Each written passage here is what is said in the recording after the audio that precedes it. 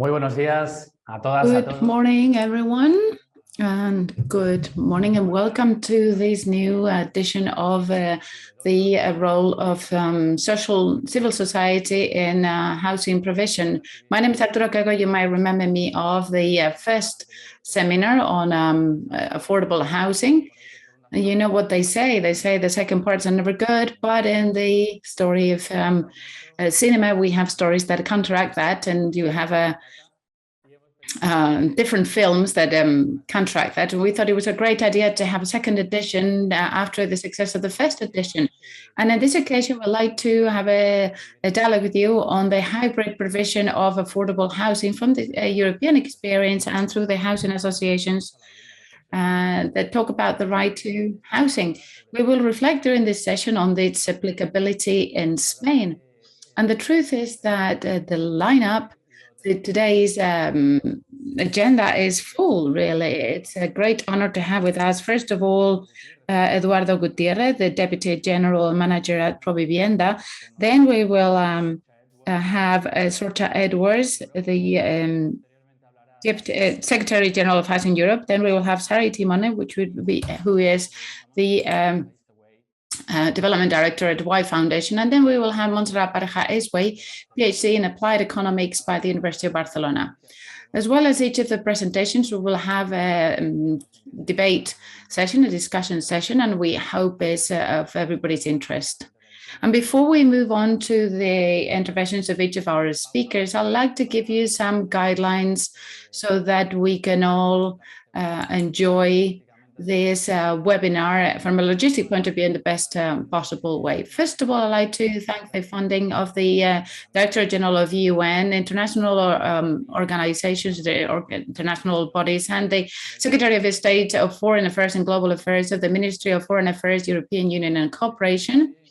We'd also like to tell you, all of you from home, that throughout the whole webinar, we will provide simultaneous interpretation Spanish, English. And this is something that you can reach through using the globe icon on your screen, on the lower part of your screen. If you have questions during the discussion, we would like to ask you to use the Q&A functionality that you can also find on the lower part of the Zoom screen. And you can also vote on each questions that you may consider more important, so we can discuss them at the end.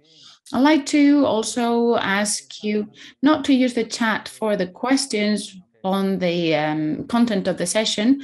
I rather urge you to use the Q&A section so that we don't forget any question along the way. And also at the end of the session, I'll remind you of this, but Provivienda will soon share a file with practical conclusions. It will include today's presentations and the main consensus that we might achieve. So I think we shouldn't wait much longer in order to already start with the session. First of all, we're going to give the floor to Eduardo Gutierrez, Deputy General Manager at Provivienda. Edu, are you around? Good morning. Thank you very much. I didn't expect you to start talking about cinema. I didn't see that coming, really. But thank you. Thank you very much for the introduction. And I'm going to be very quick and brief. First of all, thank you everyone for attending today to this seminar. Just like in the previous webinar, this means that this is a very interesting topic for everyone.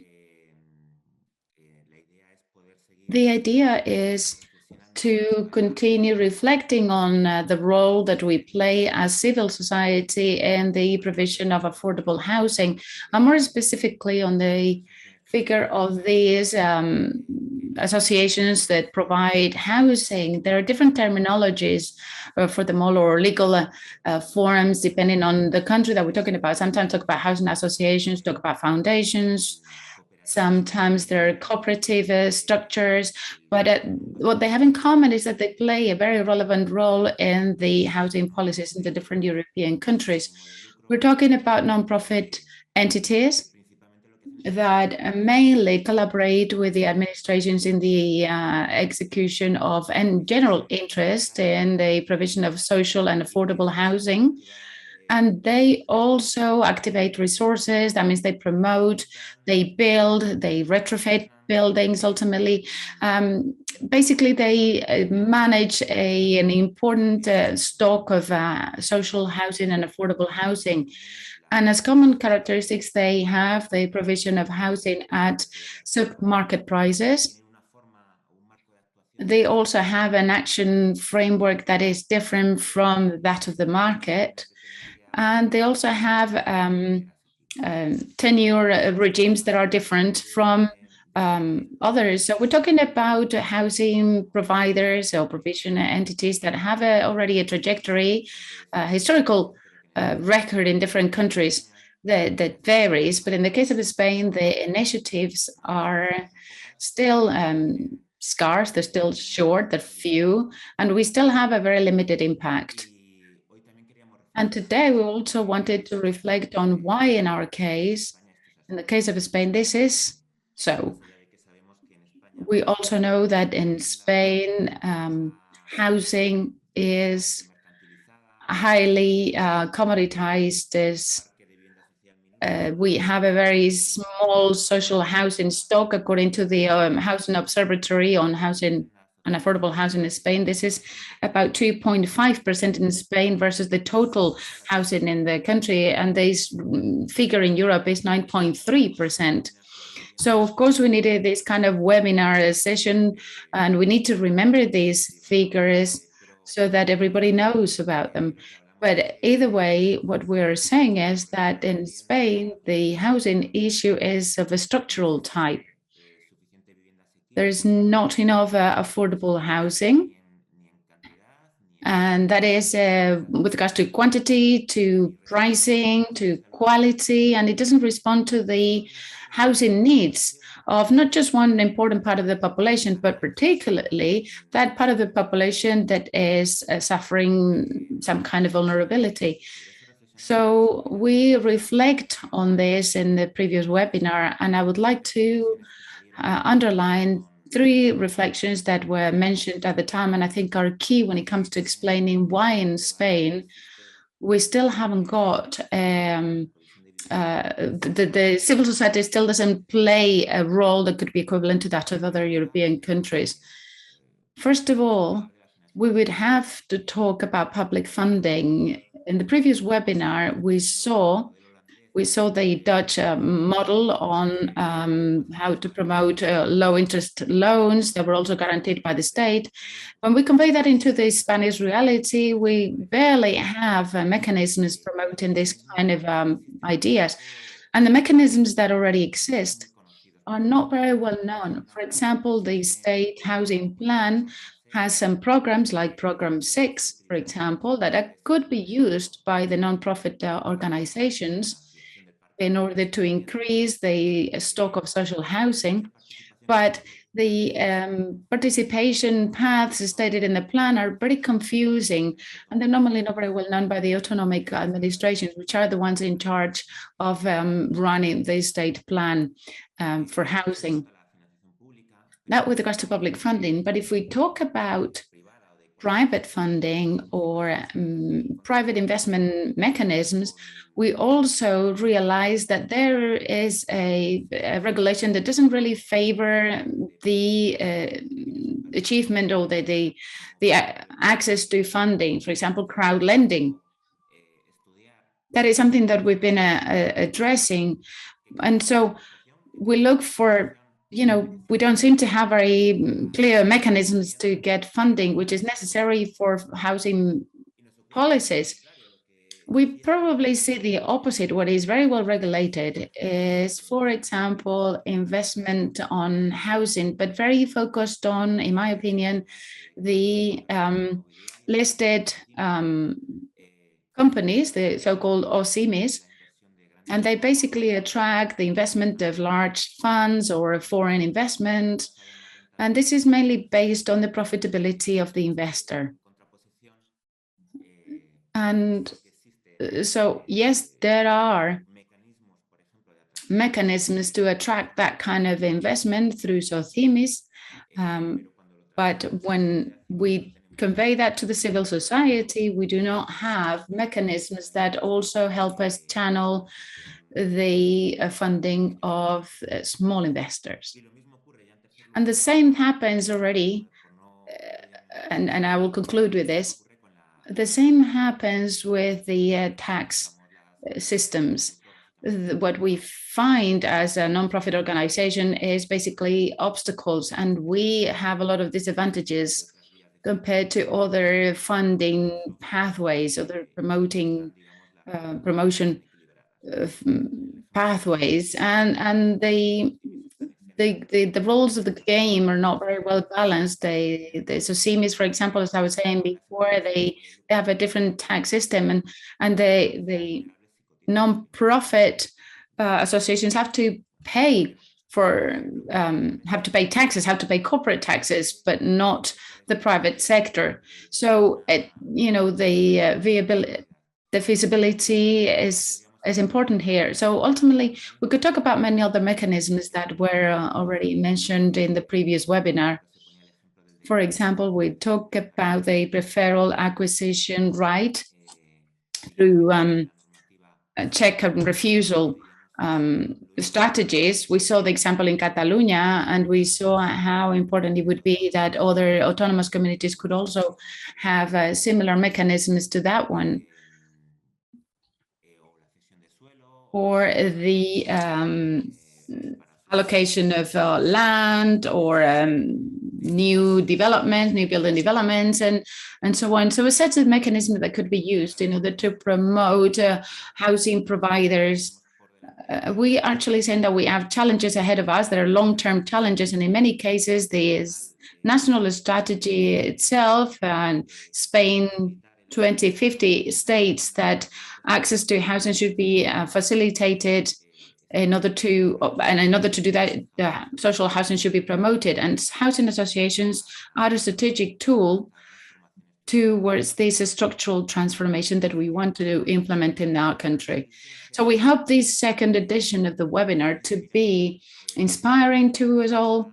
We hope it allows us to say, well, reflect on the different cases of different housing associations from other countries. And we hope that thanks to that, we can later have some kind of dialogue and discussion on the challenges and opportunities for the civil society with regards to the provision of affordable housing. And that's all from me. And thank you very much. And we can open the webinar. Thank you very much for your institutional welcoming words. And thank you for stating the context for the second edition of the webinar. The first member of the panel is Sorcha Edwards, the Secretary General of Housing Europe, the European Federation of Public Housing, Cooperative Housing and Social Housing. Before she was appointed Secretary General, Sorcha worked on the promotion of inclusive housing and also promoting a just energy transition. She has a degree on applied languages in the Dublin University. She has a master's on European studies by the Catholic University of Louvain and a postgraduate certificate on advanced studies on energy and environment by the Alternative Technology Centre, University of East London. Sorcha, good morning. Hello. Arturo, thank you very much for the invitation. I'm going to speak in English, so I'll give you a bit of time to click on the button. I know it works well because I've tested it, and the English version works well. So, well, Sorcha is going to tell us about social housing provision in Europe through the housing associations. So since you've already chosen the interpretation, then Sorcha, you have the floor. So thank you very much for the excellent organization of today's session, and I must say I was in touch also with our members in Spain, Association Social and Concovi, and they were also very enthusiastic, and I'm very happy that we can work together. I would like also to recognize the relevance of the summary, indeed, that Eduardo just gave. I think that what's very important is that he mentioned that we use a lot of different terms, so including housing associations, as is in the title of this conference. municipal housing organizations, we have limited profit companies, right of use cooperatives. So Eduardo gave us a summary, really realizing that we use a lot of different terms, but we are actually really talking about the same issue. So we're talking about the issue to provide affordable and decent housing that stays affordable in the long term. And this is the challenge that we are facing more and more in Europe now. So there are different tools that governments are putting in place, different tools that civil society are mobilizing. However, the basis, indeed, we are all working for the same thing. We're working to tackle this problem that most of our societies are facing now, particularly our capital cities. And those areas where we have adequate services and jobs and access to transport, there's a lack of affordable housing. And the tools that are used to deliver that affordable housing are now becoming more and more important and are changing rapidly. So I like this summary from Eduardo, and today I will just give in 20 minutes, we cannot go into all of the details, but I will give a little bit of an idea of the trends that are going on now, of the changes, because we also see for the first time some changes in housing systems, something that is rare in our sector. Very often countries are sticking to their historical paths. If they do housing in a certain way, they continue to do that. However, we see some changes in historical paths and some cross-fertilization between countries, different models of delivering housing, and also due to this rise up of civil society and the more activism from civil society. So I will open the PowerPoint and share my screen now, just to give a quick overview. What we also are recognizing at European level is that there is more of a recognition of this problem that member states are facing, that citizens are facing. And this is especially recognized also by the commissioner responsible for the green transition, for the Green Deal. So here I decided to include a statement from Frans Timmermans, so the commissioner responsible for turning our continent into a green continent and reducing radically CO2 emissions. But he also made a comment on the housing situation. So he said, there is a mistake many of us made in the 1980s, believing that leaving things to the market will benefit everyone, especially social housing. That didn't work out well, I would say, and you have enough comparison material to prove that in Europe. He pointed out the problem. Young people can't afford to live where jobs are. Teachers can't afford to live in the city. Housing is one of the things in your life you need for security, like health or jobs. And now we are seeing a perfect storm because all of these three are threatened.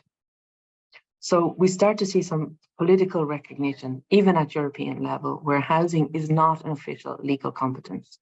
So I stress that it's not a legal competence. For instance, there are no European regulations that impact, for instance, on the rent levels of housing. Yes, so as I was saying, there's a large movement now at the moment, also a large recognition of the need to change our approach to housing, and the need, as in the introduction was also mentioned, the need to recognize the impact of the commodification of housing, and the fact that it is not delivering the housing we need for our society to function well. So in a broad overview, we have a very different picture across Europe on how historically housing has been delivered. And in the 25 countries where Housing Europe is present, there is approximately 43,000 of these local different types of housing organizations. So here in this webinar, we're calling them housing associations, but of course they have many different legal status and different ways of functioning, different types of supports. But what we can see is that it's a vibrant sector, and it's investing over 50 billion per year annually. So that's across Europe, and that almost half of that in refurbishment and almost half of that in new construction. It's a challenging moment at the in these years, because of the impact of COVID, because of the impact of Ukraine. However, this is having a serious impact on the rate of construction because of the price of materials. However, we see it's a vibrant sector and things are starting to improve. So here I wanted just to quickly outline a little bit where I think Provivienda also find themselves, because what we are seeing is a change in the type of housing delivery mechanisms in different member states. So as I mentioned, it's quite unusual in Europe to have a change in the historical path of housing. So a change in the way that housing providers are working. So what we are seeing, for instance, in Ireland, we can take one example. We see the introduction of a cost rental, so a limited profit system that is modeled on the Austrian and Dutch ways of delivering, ways of running housing associations. We also see in Barcelona a new limited profit public-private partnership, also inspired by other European housing associations, just officially established even last week.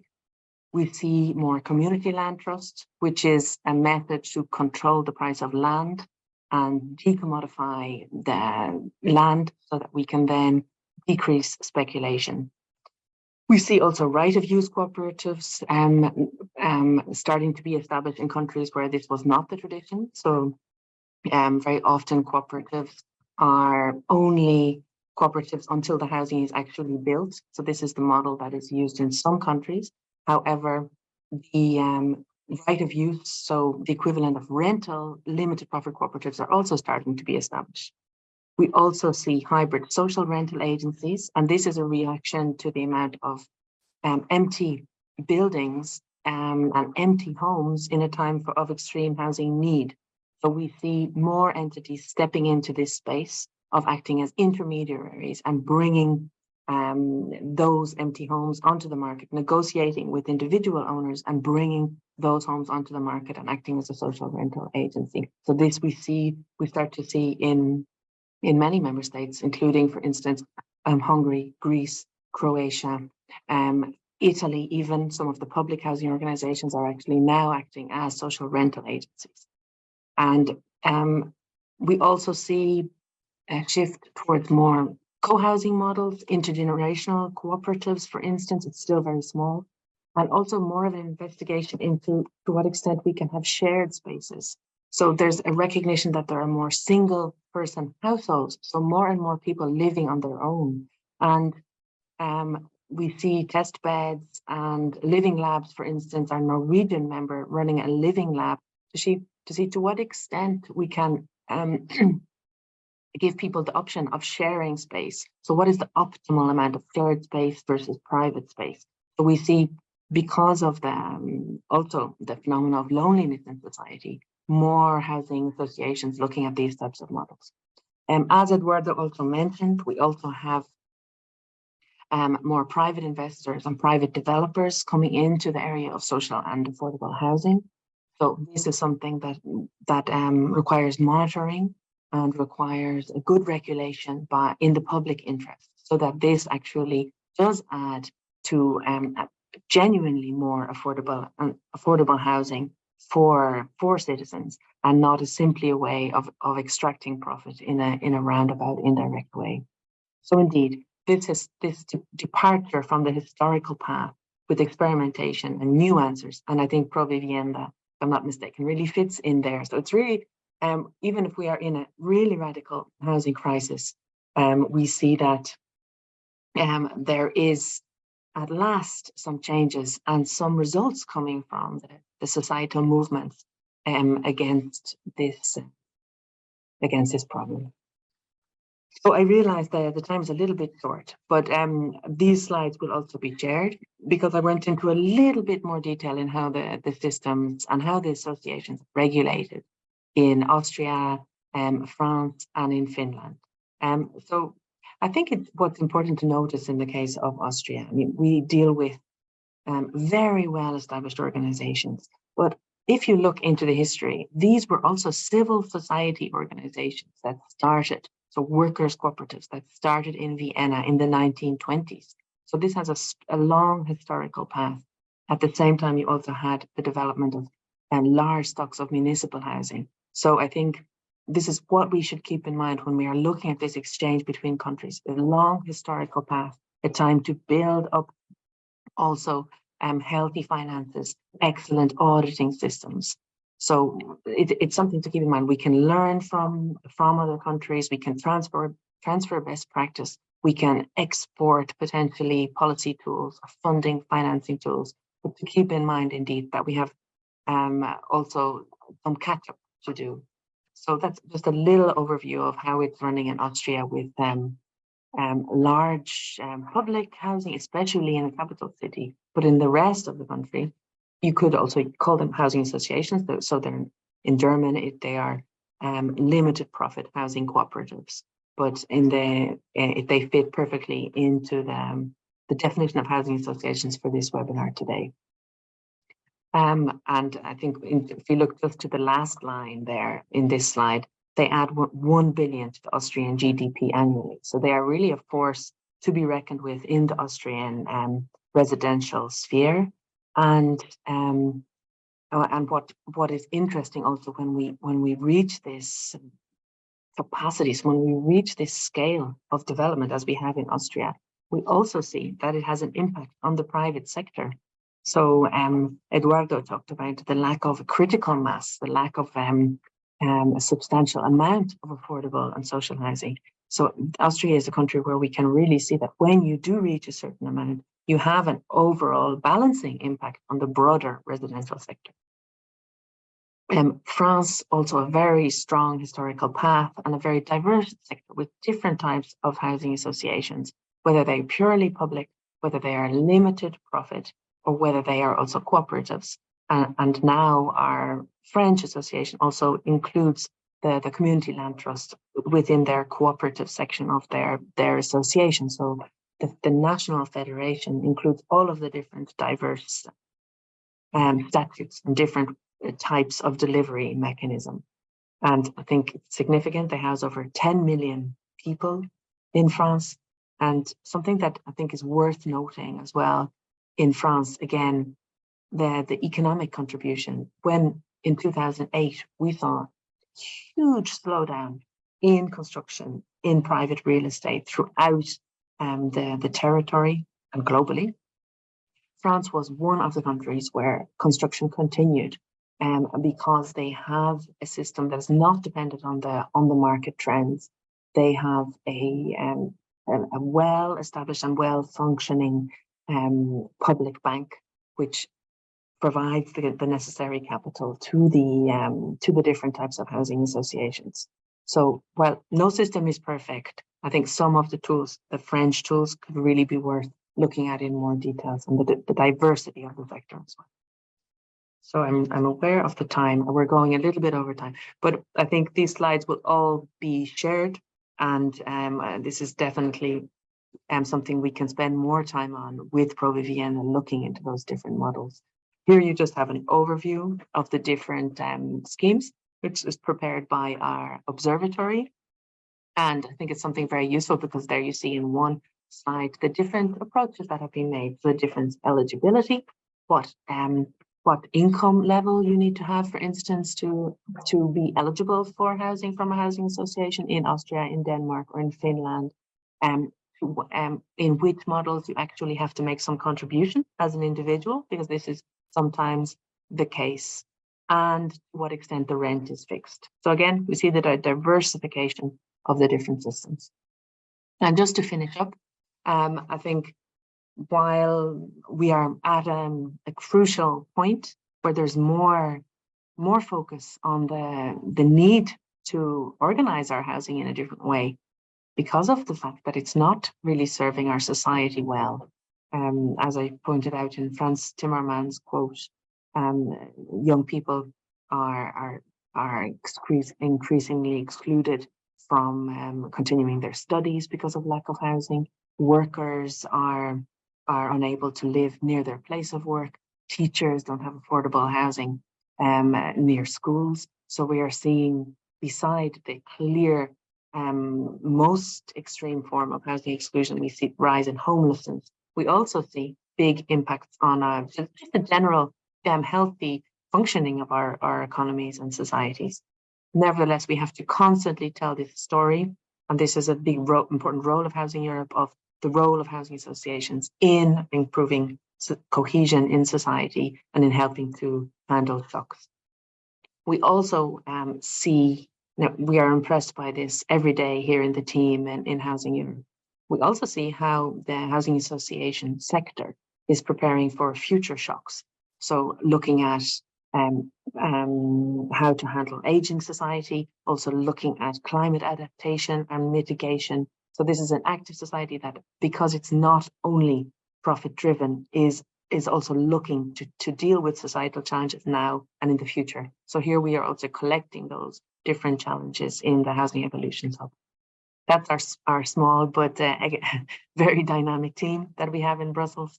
And of course, we will be in Barcelona. I hope to see the colleagues there from Provivienda the 7th to the 9th of June for the 4th International Festival, where we will be going into more detail on the different topics discussed today. And just to finish up again from Nicholas Schmidt, the European Commissioner for Jobs and social inclusion, for social rights. So again, a clear identification from Nicholas Schmidt that housing is a European problem. So it's a problem that we are seeing across the territory. However, the solutions, while the EU can contribute, the solutions are very much national and local. So we need that national and local structure in place, which is why these initiatives like Provivienda are coming from Provivienda are so important. So thank you very much. Oops. Muchas gracias, Sorcha Edwards, Secretaria General de Housing Europe. Thank you very much, Sorcha Edwards, Secretary General of Housing Europe, for your intervention in this webinar. And now we give the floor to Sariti Timane, who is the Development Director of Y Foundation. And with her, we will talk about the management of affordable housing in the Finnish case. Good morning, Sari. Good morning. Nice to see you. And it was really interesting to listen to you. So I totally agree everything what you said earlier. So thank you so much. I pointed out for example, the price of the land, the sites, for example, and the human dignity. I totally agree. But anyway, I think that I have some time to introduce our work in Y Foundation in Finland, and I have been working here a little bit more than 10 years, and with housing and homelessness over 20 years. But I do my best to tell you something about Finnish work in Y Foundation. Okay, so I will try to share my slides. Just a second. So now you should be seeing another slide there, just an introduction to Y Foundation shortly. In fact, we are fourth largest residential landlord in Finland, and we offer affordable rental housing, and of course, we are aiming to reduce homelessness. Y Foundation was founded in 1985, so we have been working quite a long time, and we are non-profit, politically non-affiliated foundation. We have over 170 employers, over 18,000 apartments, and mostly, of course, they are in the bigger cities in southern Finland, but we work all over Finland nationally. And we don't make any profit. We have two different kind of homes for people. One is M2 homes. M2 is the kind of affordable rental housing, state subsidized this another Y homes. It is for those who are kind of need some support and more or less for special groups. This is kind of the big picture. Our governance and founding members shortly. You can see here on the right, there are the actually 5 largest cities. And then there is this Association of Finnish Local and Regional Authorities, Church Council, Finnish Association for Mental Health, Red Cross, and then Finnish Construction Trade Union, and then the Confederation of Finnish Construction Industries. So all of these just wanted to join together to found Y Foundation because 1985 in Finland there were so many homeless people with special needs, and then our main idea was to mitigate homelessness and promote social justice. And we are increasing the amount of affordable rental housing, and we also we buy actually individual apartments for the special groups. Of course, the support is provided for them, and we promote knowledge about homelessness, and of course we provide and develop different kind of solutions in the housing sector. And of course, it's very important that we enhance tenants' economical and social well-being. So the human dignity was mentioned before, and this is something I think which is in very much in our DNA. So then this is actually our bylaws, but I just wanted to tell you that it is written here that what our actually work is based on, and there it is said that we provide decent housing. It was already also said before mentioned, decent housing. It's really important, and then there is this affordable housing, and of course we also improve social and economic living conditions, and then there is the research and kind of a development work there. Let's see the next. And why is our work needed?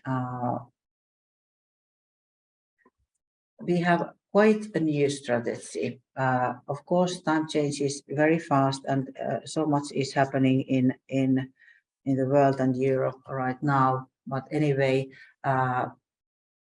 you can see that these are our objectives by 2030. The economic and social well-being of our tenants. It's really something we are aiming to. Of course, a fair transition towards carbon and neutral living. And I know that one of our listeners here is our researcher, Elisabetta Leni, PhD, and she's really kind of keen on that research. Then there is, of course, eradicating homelessness in Finland and reducing it internationally. So that's how we work. And these are the impacts. Homelessness will be eradicated. The housing first model, you all probably know it very well. So we promote it, and then tenants' well-being, and of course the carbon neutrality there. And we do our best to promote home for all, and this is our organizational structure. You will be getting these slides, so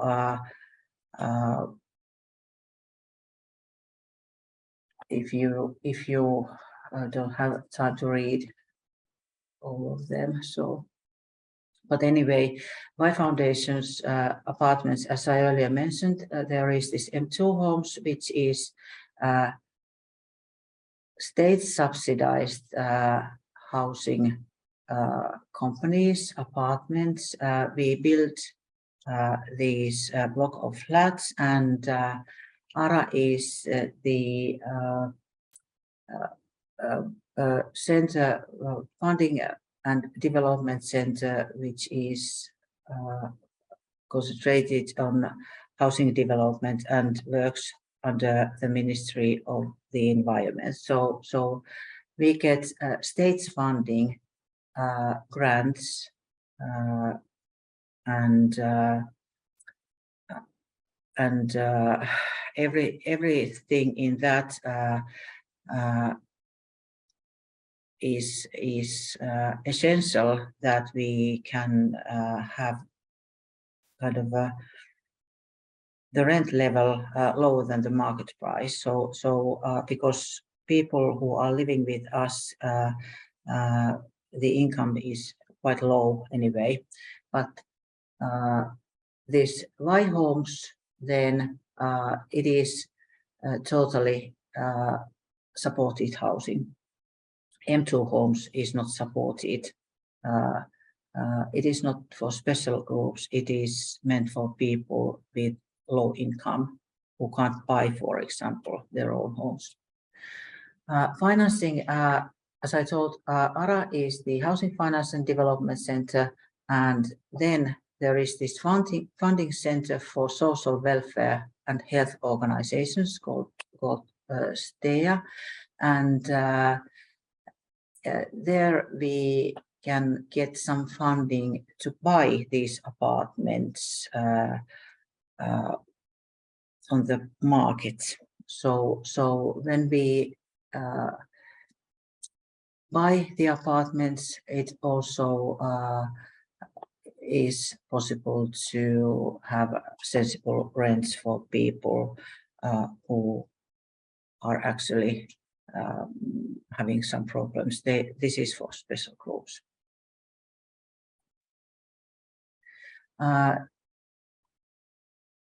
This ARA Homes introduction shortly is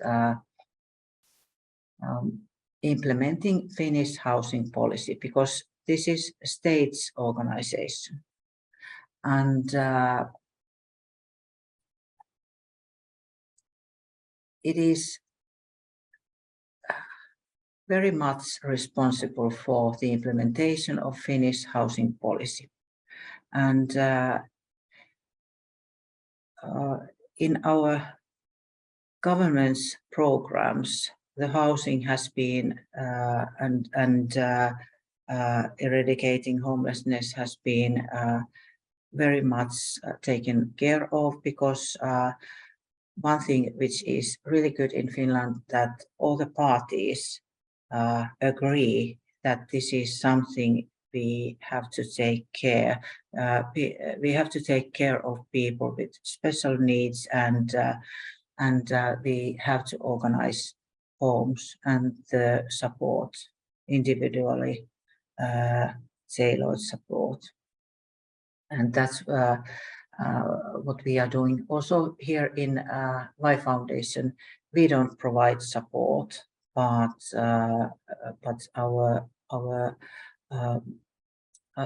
those organizations we cooperate with, they organize support for our tenants. And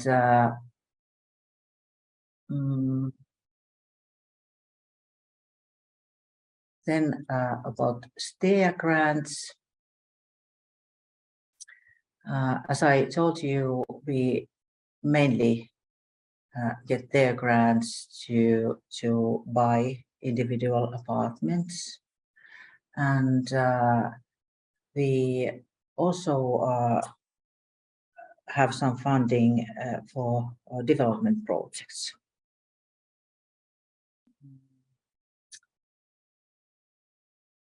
And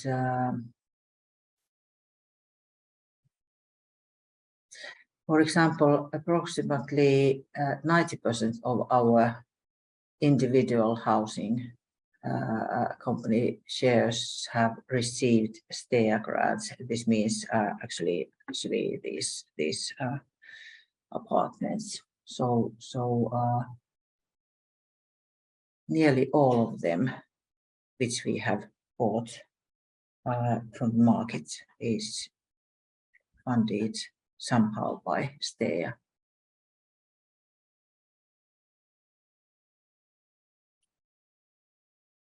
But anyway, living with us, it is, I'm just checking the clock. So I already told you about Y homes and M2 homes, but this is kind of the big picture. Then some pictures about our homes, because I know that in Finland, in northern countries, the social housing differs from, I think, quite many other European countries, because this is kind of a normal rental living, but the rent is reasonable because of the state subsidy. So as you can see, these are quite new in the middle of Finland, city of Jyväskylä. There are quite new homes, and 2020 they were completed, and these are our wooden houses, as you can see. Yeah, nice apartments for people. Then this is our special houses. This was there used to be a night shelter, and when night shelters were converted to housing units, we built this block of flats, and it is housing unit for former homeless people. And as you can see, you can't tell who lives there. It's not any kind of hostel. There are homes, separate individual homes, apartments. And we leased it to city of Espoo, and the city has bought support services, and Salvation Army has been providing them. So then, as you can see, these apartments for special groups, housing units, they are just normal single apart studios, mainly like this. As you can see, it's a studio. Then there is this model, we call it kind of a hybrid or mixed model. This is quite new. This is in an area where there are shops, garages, restaurants, schools, gym, anything, middle of everything. So here are rental apartments, normal rental apartments, and also here the other kind of a wing here. But then there is supported housing first housing, and so there are people with special needs and from homeless people, and they get the support. Then there is day center, so people who are who need something, they can come there and meet other people. So, and another picture of this kind of a block in the middle, you can see the rental is kind of the upper apartments is normal rental housing, and the supported housing is on the ground level. So it's very much mixed. We kind of believe in normal housing, not separating people from each other very much. And what is special for us as a landlord, I know the clock is ticking, so let's go quite fast. So we have housing advice services. This is not support, but this is kind of a consultation, including financial advice for our tenants. When they have problems, they can contact our housing advice services, or housing advice services contact our tenants when problems, so that people wouldn't get too much arrears, and when we are trying to avoid evictions. Then we have research work. This is the development unit actually, which is on my charge. We have 5 researchers, 4 of them are PhDs, and there is, for example, evaluation, prevention of homelessness, promoting carbon neutrality and sustainability. This kind of a thing, what we do here. And then we have development projects, which is mainly we are promoting people's well-being, finding sustainable solutions in construction, etc. Then we coordinate nationally and also internationally development network in promoting housing first work, and this is really important. And as you can see, all of these are something which is really special for a landlord. So and then we of course we cooperate with so many other organizations. Then we have this URAS program, which is kind of offering employment opportunities for tenants. URAS actually means hardworking or something like that in English. So of course there are tenants who need some extra money or job. So we are organizing that. Then we have our housing service or property service, and property maintenance, renovations, cleaning, gardening services, and we have our own employment goal for our tenants, so this is supporting it too. And M2 Homes, we have this tenant activity, and there is kind of a tenant councils, regional groups, tenant committees, and it's very important for the tenants' well-being and kind of settling when they move, for example, in a new house, that if there is active people there, it's kind of promoting everyone's well-being. And this is how we do housing first work. For example, we have this housing first principle.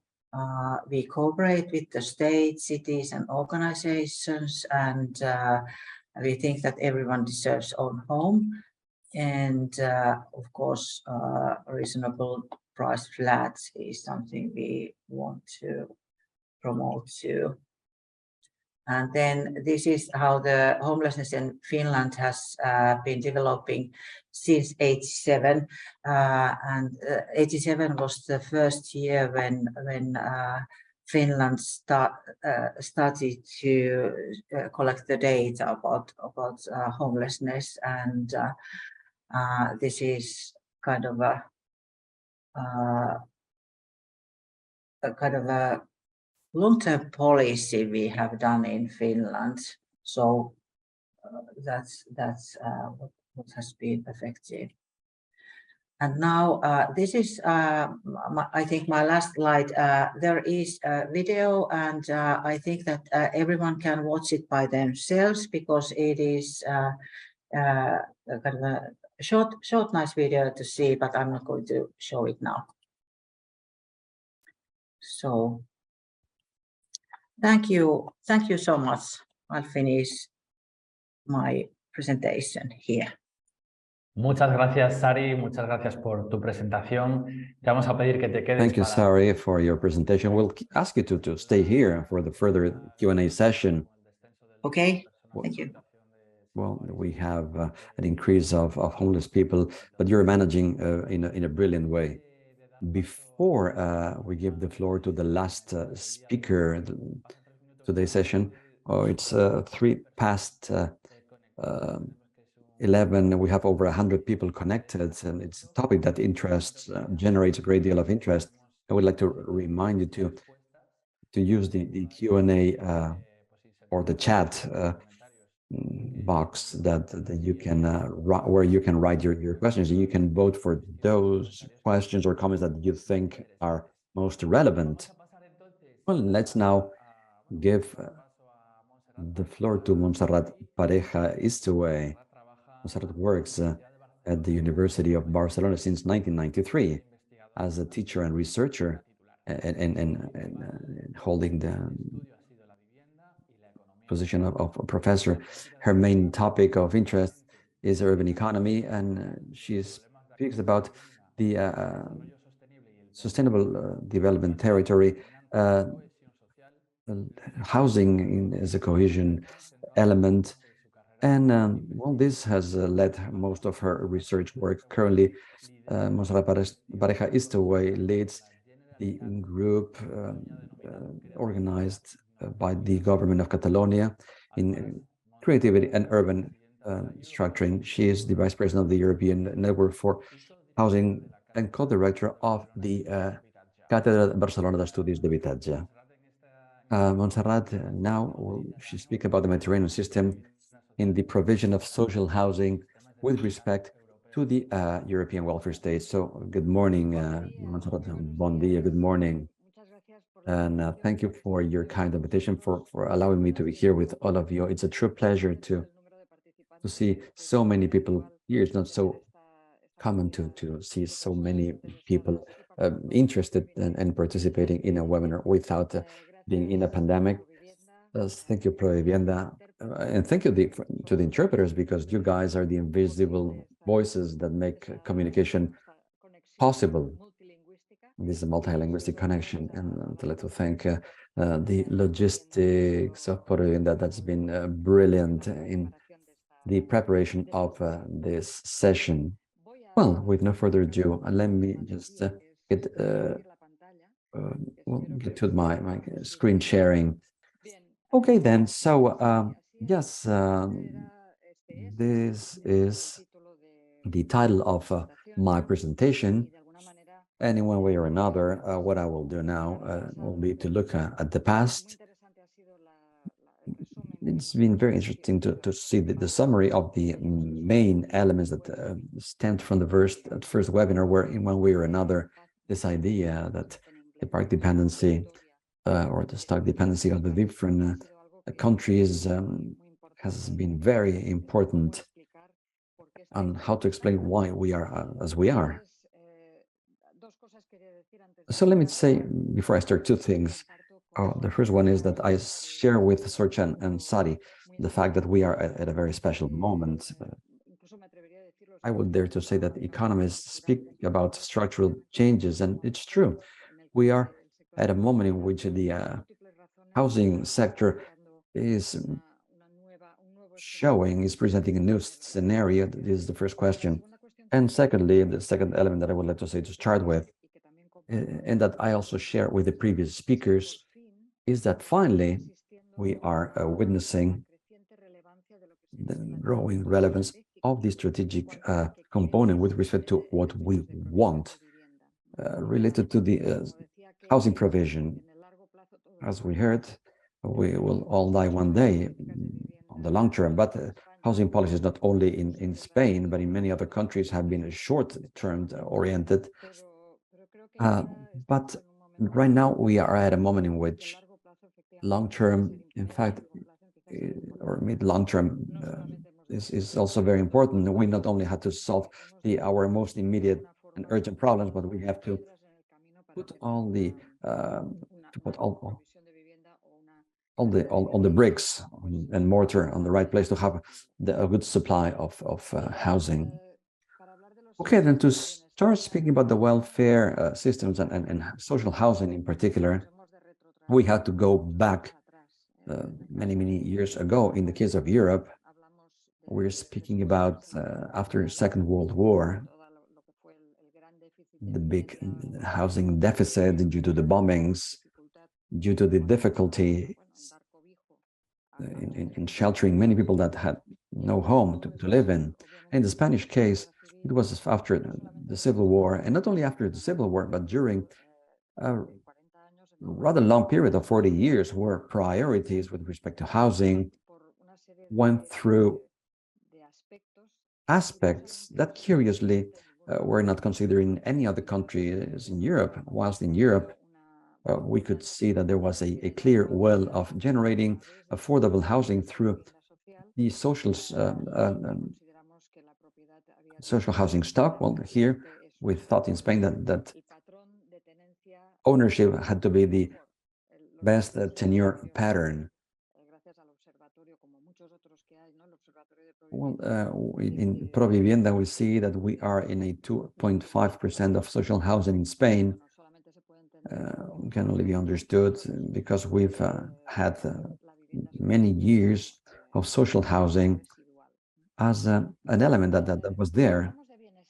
When we speak about welfare, we don't, well, we imagine a spa, but we're not speaking about spas. We're speaking about the welfare state. That means all those provisions that state supplies so that the quality of life of citizens is good. So in welfare, we have healthcare, we have education, we have housing, and it all will depend on what the context of the state should be organized, where we will see a certain level of welfare or a certain other. In the screen, you have elements that help understand which are the elements that modify the welfare state, the degree of decommodification of housing. And quite often in Europe, there's been a great mercantilization because profitability of investing in housing was very high. Therefore, it was an alternative of investment. Well, not even considering the element of dignity. The governance of states plays a key role. I'll speak about later on. But if the provision was highly centralized, it was, because of France, for example, all that has to do with the banlieue, the periphery of the cities, the outskirts, that are basically the social housing, are explained by a central government that decides that this will be the way to accept the immigrants that come after the 1950s in the case of France. How important were the pressure groups, the lobbies, unions, activists, Housing Europe at supranational level?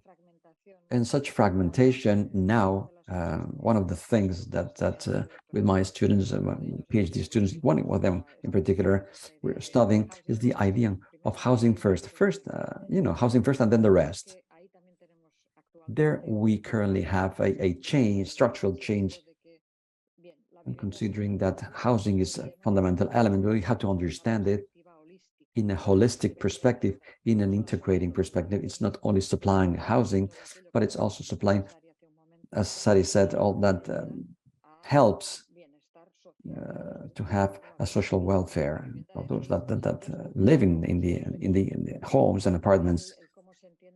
How we understand the traditional family in this concept of welfare policies, as you will see in countries such as ours in Spain, family has been very important, and also the how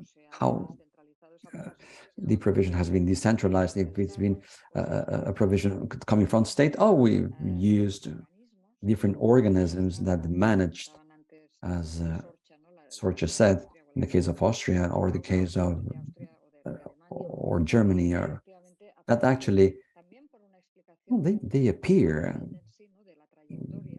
through the path dependency.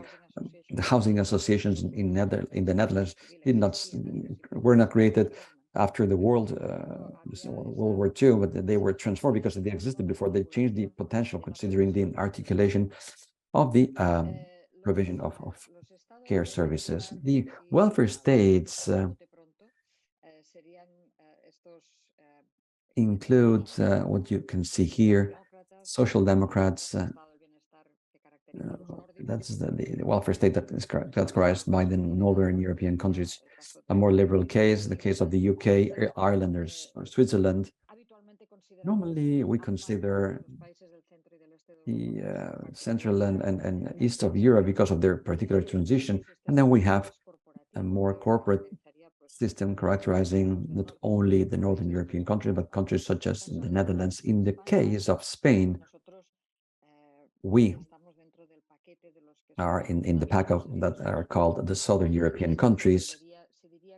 And well, it's a system characterized by an fundamental importance of the family networks and what we could call the fact of going beyond the provision from the state to offer a fair housing scheme. It's not because we are more family oriented than in other countries, though this is probably the case, but it's due to the fact that the state was unable to supply enough housing, social housing, and the family networks, social networks that have or that play a key role in all this. Let me just try to change something. Here it is. Okay, well, it was she had to do with the screen. The different types of housing includes theoretical structures so that we can understand where we all fit in. Southern European countries. Basically, what we do is, on the one hand, we have what we could call a dual model, where we have, on the one hand, social housing in different formats, and on the other hand, we have market housing, where probably this duality in the model will make the pack going towards rental or social housing is in one way or another residual, not very important. And then we have a unitary system, or yes, that takes place in places like, independently from the income you may have, you have the right to education. You may take your children to public school, even if you're a millionaire. But countries such as Sweden, even if you're a millionaire, you have the right to have access to a public house or home. So in the case of the Southern European countries, we accept this dual model, accompanied by a will of promoting the ownership model, and on the other, in English we call it neglecting other models, or forgetting about other models. This is important to understand, as I will say later on, that when we speak about housing problems in Spain, we're not only speaking about housing problems of those groups of people that are extremely vulnerable, such as the homeless. When we speak about housing problems, we speak about the percentage of the population that is very wide. I teach at the university, and my daughter has problems to have access to housing. Yesterday, I went to the dentist, and when I talked to the receptionist, and I said, well, I speak about or I teach housing schemes. And she said, well, it's impossible to have to own a home considering our salaries. This is a real situation. In theory, and lots of things have been written about these topics, but we could say that there are two different approaches.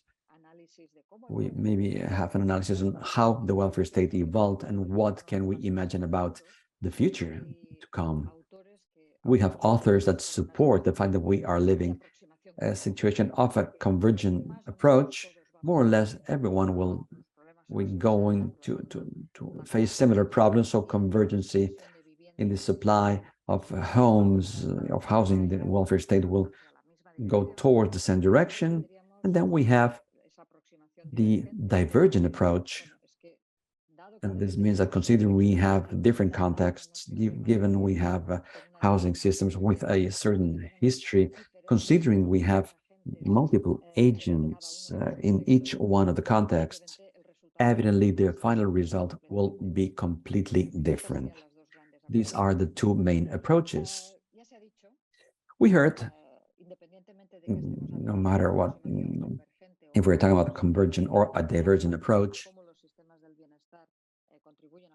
how four different approaches contribute to housing supply. We have four elements. First of all, well, Sergio said that before, and I would like to underscore this. The European Union has no direct competence in housing policy. We know that this is fundamentally a competence that is in the hands of central governments. But it's true that growingly we see that there is a shift of what we could call the affordable housing supply source to the general citizenship. We are going from the national to the local. This is what Sari said, and I think it's a very interesting element. Secondly, I would like to say that when we speak about social housing, independent from the formula we choose in each one of the countries, fundamentally we're speaking about affordable housing. And also, and I'm sure that you've witnessed that when we saw the pictures that Sari showed us about the different cases of social housing. For us, at least I'm living in Barcelona, it's nearly the type of luxury home. But this is important. It's not only affordable housing, it's not only considering the market prices, but also it's a matter of understand the location of the home in the city, the different conditions, and the quality and the adaptability to the different needs of the family living there. As I said before,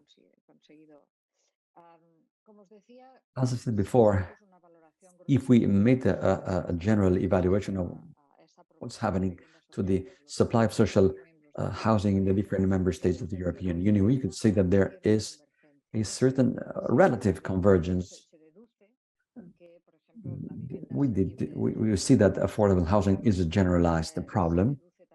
We can also see that rentals, and I will speak about this in 2 seconds, is the hot potato in the different housing systems in general, not only in Spain, which is the case, but also in general.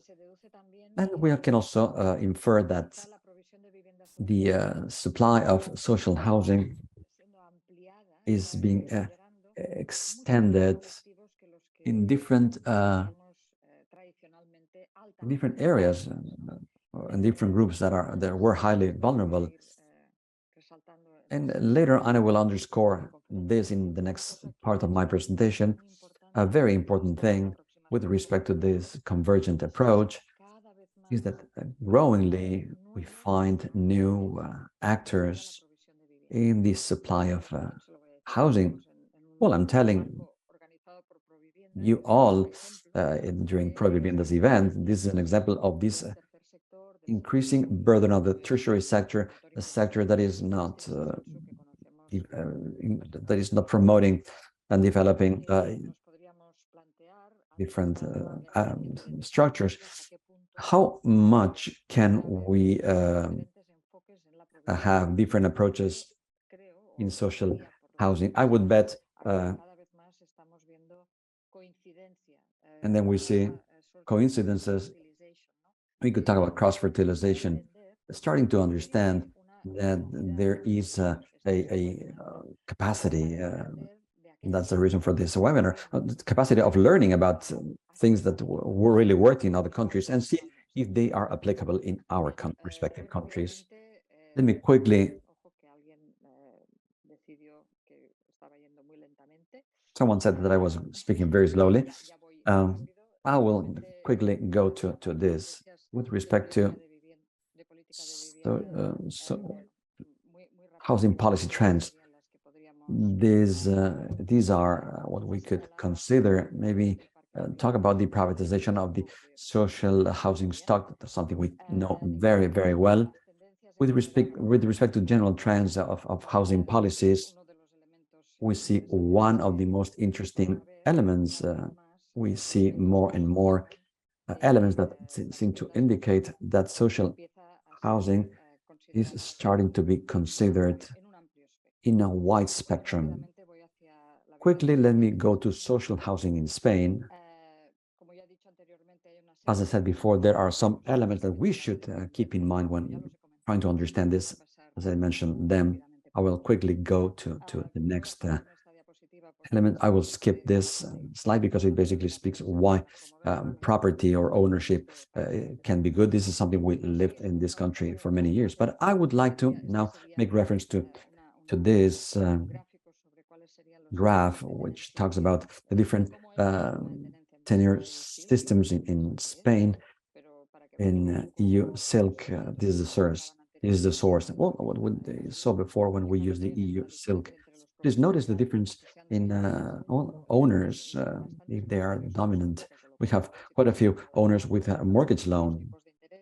Well, there's been an increase in the interest rates. I don't know what's going to happen with these owners. Here we have the distribution of population in terms of a rental below and above market prices. Here we have another element that to me is fundamental, which is understanding the relationship between who is living in the rental market in Spain. This includes the risk of poverty. When you're above 60% of average rent, you are not in risk of poverty. But when you're in risk of poverty, which is when your rent or your income is below 60%, then we see that if we consider rental at a market price, we're not speaking about social housing, but rental at the market price, there's the 29.2% of population in that group.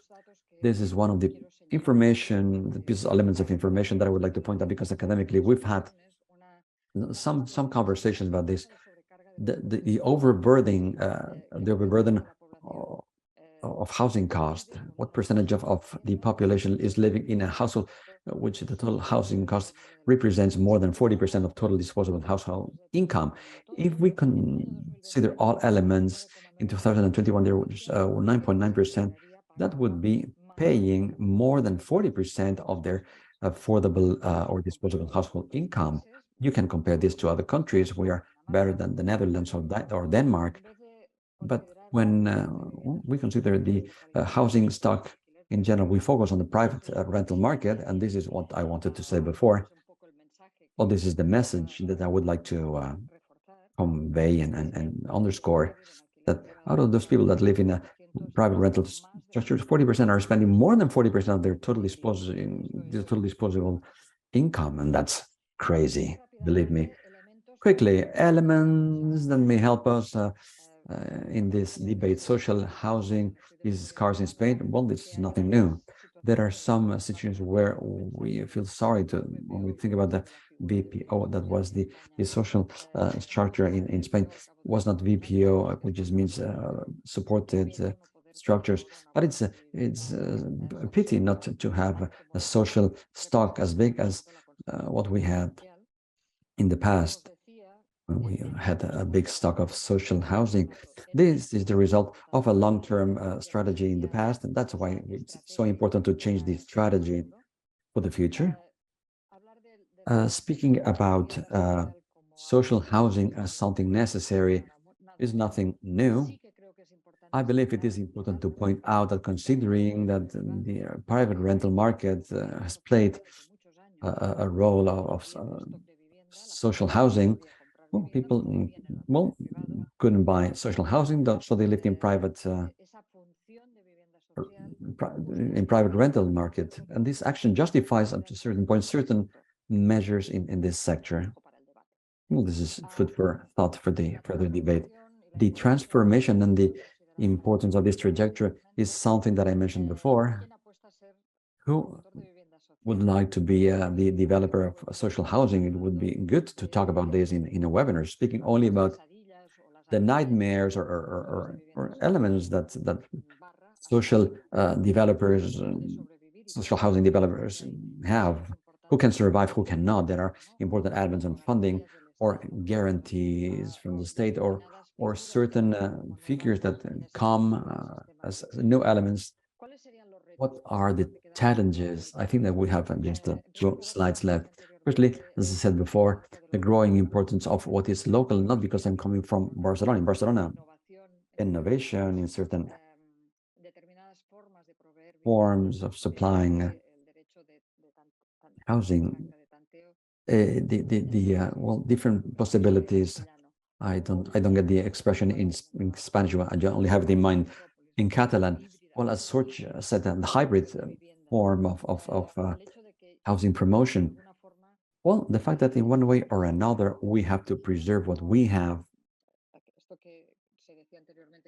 as we, well, some OCIMES are have a good fiscal support, and we have vulture funds. Not the moment to talk about this, and certain sectors are occupied by very vulnerable people, and some people sell those. Well, this is maybe not what should be desirable. This new role of the state, not only as provider, but as a guarantee. The role of banks are still banks and will always be banks, but there is a growing involvement through mediation, through intermediation of the tertiary sector to use part of the housing stock, the existing housing stock, and the growing participation of the tertiary sector organization. I think that exceeded 5 minutes my time, but thank you very much for your kind attention. I'm not going to share my screen anymore. And well, you will excuse, well, mainly the interpreters because I spoke very, very fast at the end. Thank you. Thank you, Montserrat. Thank you very much for your intervention. I'm going to ask you to stay with us with your screen on, because we will now give the floor to the audience and we start the discussion with Eduardo Gutierrez. I would like to start this discussion by saying that the presentations that have been used by the speakers today will be available in Provivienda's website, provivienda.org, and in the video that we'll upload once it's edited. You also have our YouTube channel. It's indicated in the chat. You can subscribe and you can access our content whenever you want to. Also apologize for the technical difficulties that we have experienced in Sorcha Edwards' presentation. We didn't see her presentation very well, but no panic, because we will cover part of the information in the dossier that we will publish and that we will send to all the attendees. Now, that said, it is true that we have several questions. We see some questions in the Q&A section. We've seen that Sari has answered some of them. We'll get back to them, but I would like to start this section of the discussion as with a broad question, and any of you can answer. Any of the 3 members of the panel can answer. The question would be, just to start, what would be the key elements to promote affordable housing provision from the non-profit, with a headline?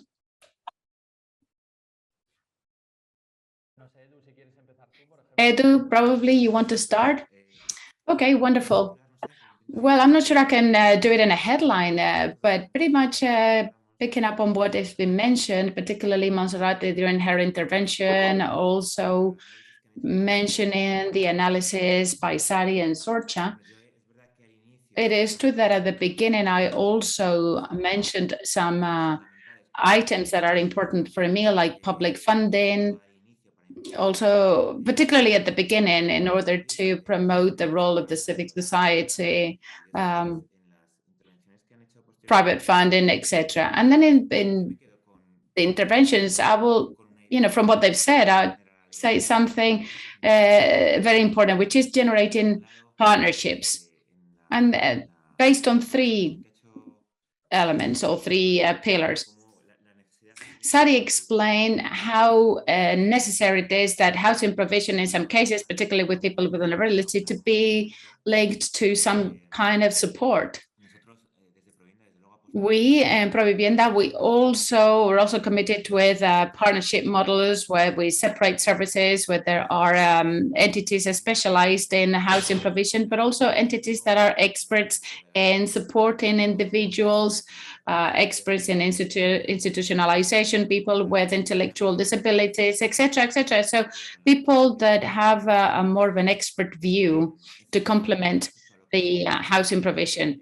Secondly, with regards to housing provision, we believe that also we must generate partnerships towards funding, towards the search of sustainable models. In our case, we have a clear partnership with the ethical banking. We've also been talking about the role of the banking sector, and I would also like to highlight the role of ethical banking in all this, and also partnerships with entities of social and solidarity economy. And also with regards to partnerships, I think it was Montserrat also who talked about some advocacy elements. Okay, well, we think that the entities of the civil society must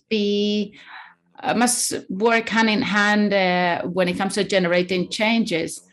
I've seen one of the questions by Natalia Martinez, which is our colleague in Habitat 3 and Provivienda, have in common a lot of challenges. Also, they share those challenges with other entities. I think there are entities that work in co-housing senior or senior co-housing, and they work on housing provision and as a whole. And I think we have to join our voices and as such get farther. And that's all I wanted to say. Yes, I agree with what you're saying, Eduardo. Because very rarely, now that you talk about Natalia, hello, Natalia. I hope we can meet personally one day.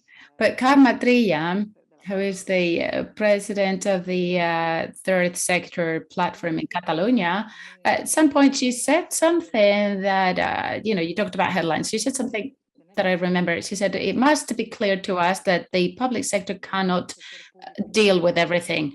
And this, the third sector cannot deal with everything, is important. We know that,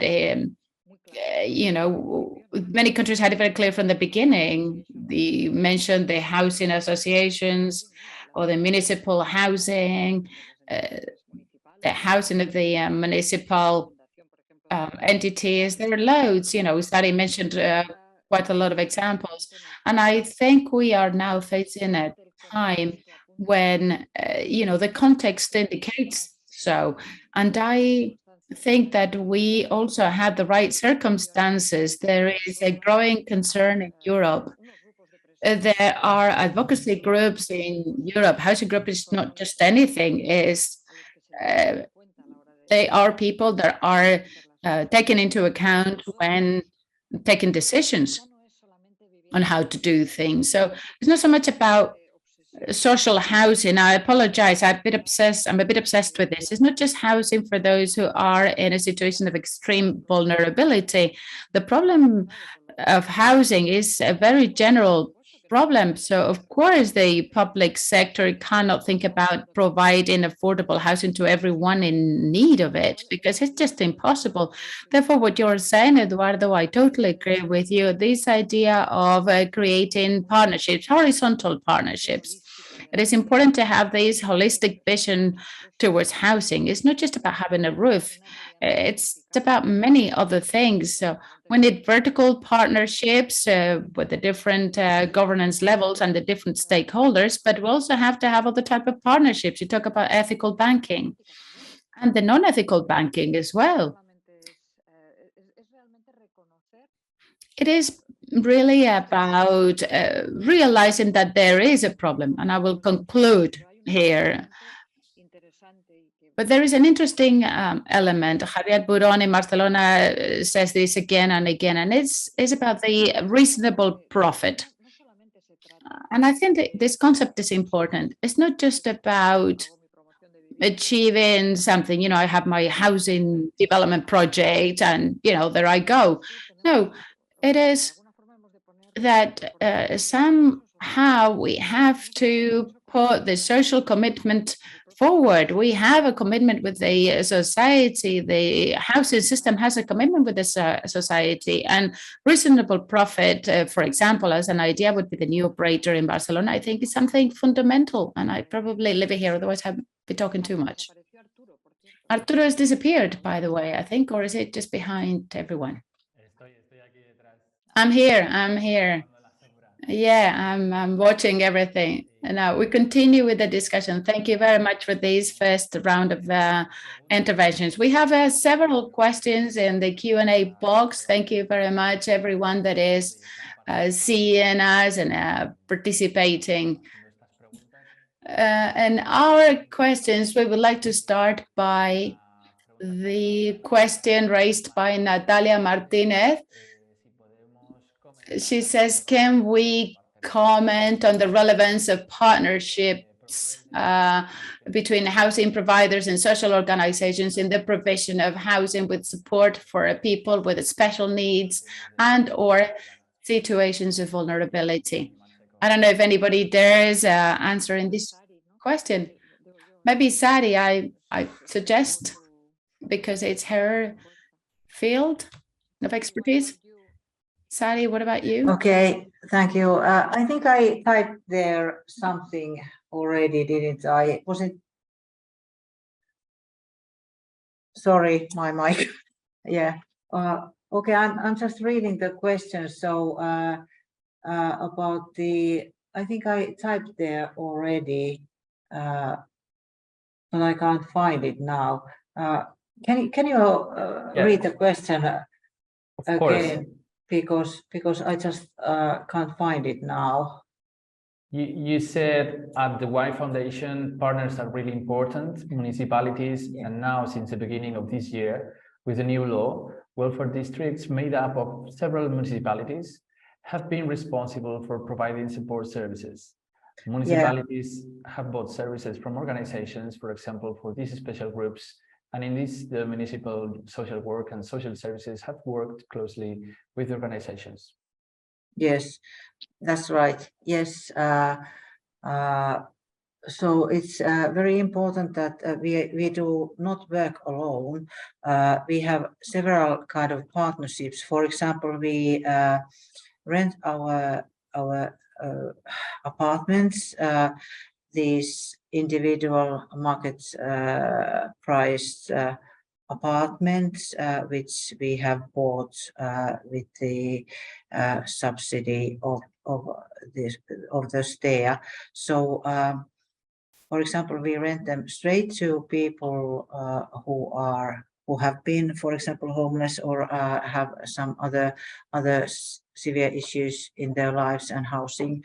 But it's essential that they have the support, and the support it's by the law it has been on the municipality's responsibility, but now we have this new law that municipalities they are kind of they have these joint regions which are responsible for the social and healthcare services for all those people in these regions. So those regions, former municipalities, they have been buying these support services for people in need, and we have been in charge in Y Foundation about renting the apartment straight to the person who needs an apartment, or for example, the municipality social work, or another NGO, for example, like NGO which organizes support for young people, or people with mental health issues, or something like that, older people. So we really much think that it's essential to have this kind of partnerships. And in Finland, for example, it's really important that all the associations, they also are kind of key actors in prevention work, because without all these associations, NGOs, people would need more help, which they would be having based on the law. So actually, this cooperation in kind of a different kind of levels and in different kind of situations is really essential for our in everyone's well-being, actually. Yeah, I think I'm not quite sure if I answered, but this is something I wanted to say. Thank you. Gracias, Sari. Pasamos a Thank you, Sari. Now we move to the next question. Can I add something? Yeah, very quickly. Sometimes when Sari said something, she talked about the new law. Well, I think sometimes we leave things a little bit to the serendipity. We kind of go, well, you know, this will pass. And I think that we should look for solutions. I don't have a clear answer either, but perhaps we should look for the right instruments, so that the right instruments to promote those synergies. I'm sure Eduardo has a lot of answers to this question, because I think this is how it is. How can we make sure these partnerships are formed on the operators on one side and on the more public wills on the other? We could call it, do we need a law? We know that with the law of 30% of the land reserves, we know that the law is one thing, but then it needs to be put into practice, right? But, you know, serendipia is fantastic, but probably not now. I don't know, Edu, if you want to add something to that comment. Otherwise, we'll move on to the next question. Thank you, Montserrat. Ruben Mendez is saying it is interesting to see what they think about what the speakers think about the cooperative housing model. It's like when allocation of the use, we're seeing that there are a lot of projects and a great presence and perspective growth in Catalonia to provide roof, to generate communities, mutual help, care, health, sustainability, in order to recover the collaborative spirit and facing the competitive growth and development of social isolation. We've also talked very little about co-housing and cooperative models with professional health experts for all people. Is the alternative of residential housing with the non-profit organizations and for premises that have no cost for public administration, the generation of 50, they're 50, 60 and 70 years old. We don't want to be left alone at home or go to a residence that look like headquarters, like military headquarters. Well, I can add something to this because I'm in that generation and I don't have a guaranteed pension. Well, to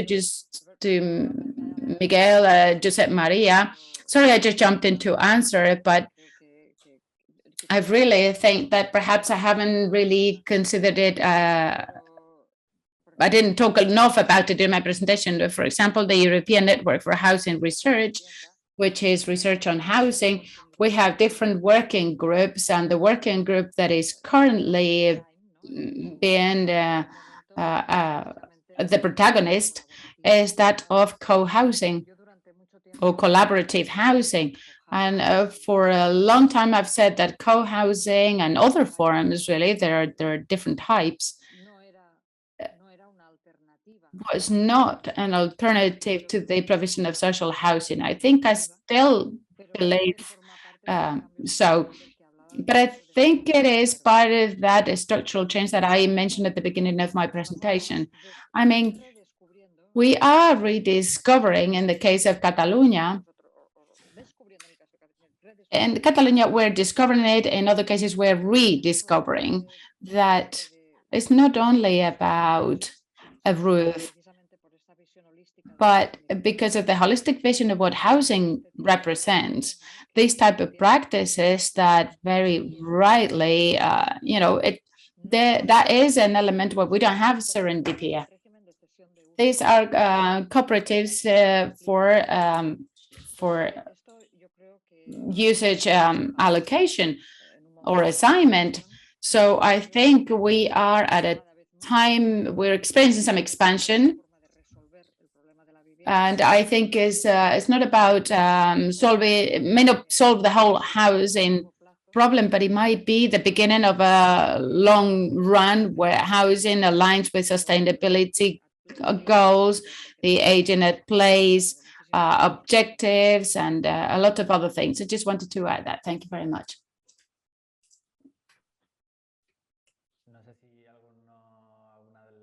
I don't know if any of the other speakers would like to make a comment on this. If not, we'll go to the next question.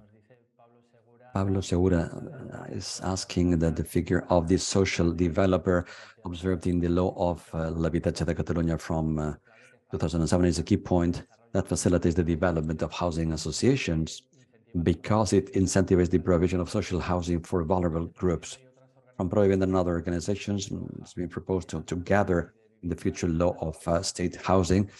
But beyond this, what can we do to facilitate the provision of affordable housing in economic terms and management terms from public-private partnerships?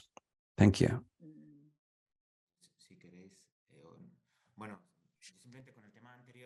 So, well, as we heard before, we talked about aging groups and aging population. This is one of the three big topics in housing policies in the future, seeing that some of the participants are experts on this. Think about what they said. It's quite interesting. And I would simply like to add, with respect to what Montserrat said, I fully agree with her that beyond the cooperative formats that we have, which I think adds to what we have, is not the only alternative, but it's one more.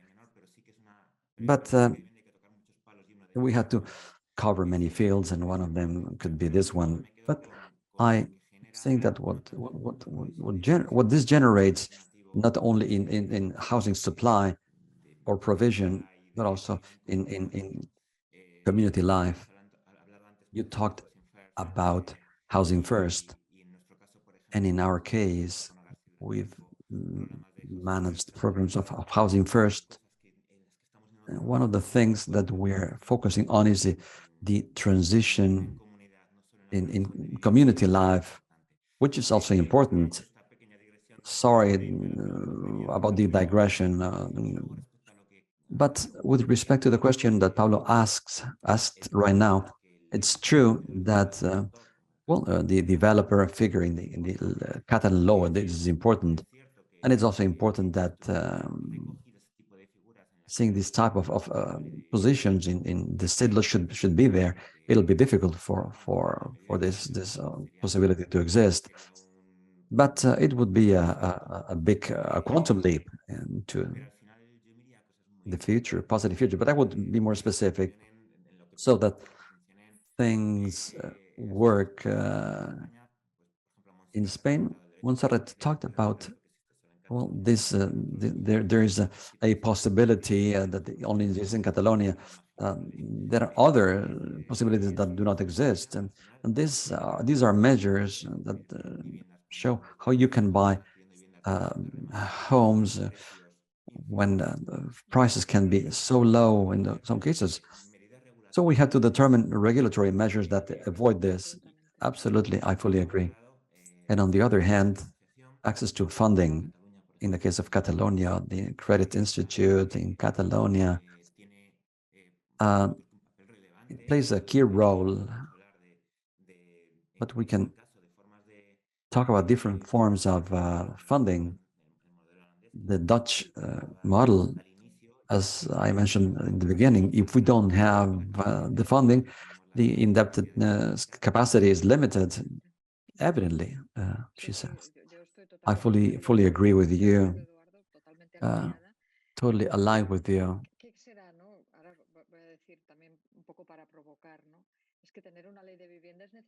Well, having a housing law is necessary. As you said, well, the housing law goes beyond this. We don't know what's going to happen in the future, but as I said before, it's not the serendipity. It's well, placing the public interest first. And the only way to do this is with this type of examples.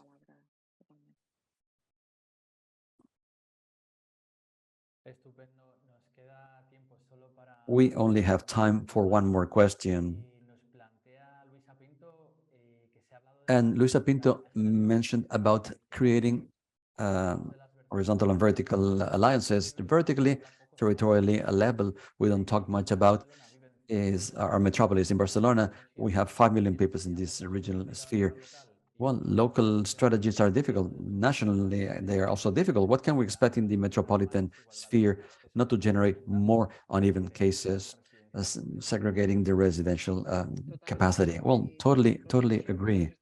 I'm sorry because we are focusing on Catalonia very much, but I am an enthusiast of the concept of metropolitan region, as Pablo, I think, said. It's 4.5, 5 million people living in this area. Why should we solve the problem in Rubí and not solving them in Sant Cugat, for example, which are next to each other? The geographic concept of the functionality of housing in the sense of or the fact that we cannot only solve housing in Barcelona or only housing in other places. It's not an isolated case. The concept of city is a very wide concept. Is the functionality of cities, who uses the city, citizens. So as you mentioned, Arturo, and I think it's an interesting element to consider, currently the residential dynamics are very high. You very well know that after the pandemic, many people migrated outside of the cities and occupying places in not only peripheral cities or towns, but also in faraway towns. This is generating gentrification or change the dynamics of use. So that when qualified immigrants come to Barcelona and they use part of the rental homes because they have a higher affordability to pay that rent. So this is a reductionist approach, and this is happening geographically. Therefore, the metropolitan vision is fundamental. We cannot not consider what's happening. Manuel Castells, the economist, said there's no metropolitan government, and in the case of Catalonia, we all understand the strategic plan of the metropolitan region, but we know it's a think tank. They do not generate laws. They can generate a certain degree of pressure of lobbying, but not so much. Authorities have to consider this situation. Otherwise, we won't be solving the problem. Would you like to mention anything else about this, Arturo? No, you explained it so well that I'd rather stay silent, he said. Thank you. Okay, well, thank you so much to two of you, Sari, Timonen, and unfortunately, and Sorcha. Unfortunately, we ran out of time. We are aware of the fact that there are several questions, very interesting questions, all pending to be answered. But in any case, I would like to tell you that we will gather all this and we will answer them in the analysis document, the practical summary of conclusions that we will soon publish. I would like to thank the panelists. I would like to thank the rest of you who participated in this webinar that is funded by the General Directorate of the United Nations International Organizations and Human Rights of the Secretary of State of Foreign Affairs and Global Affairs of the Ministry of Foreign Affairs and Cooperation. I'd like to also thank particularly the team with the interpretation and very kindly the team of communication and of the association, of the Pro-Event Association. Thank you so much, and I hope to see you very, very soon in the next webinar. All the best. Thank you. Bye-bye.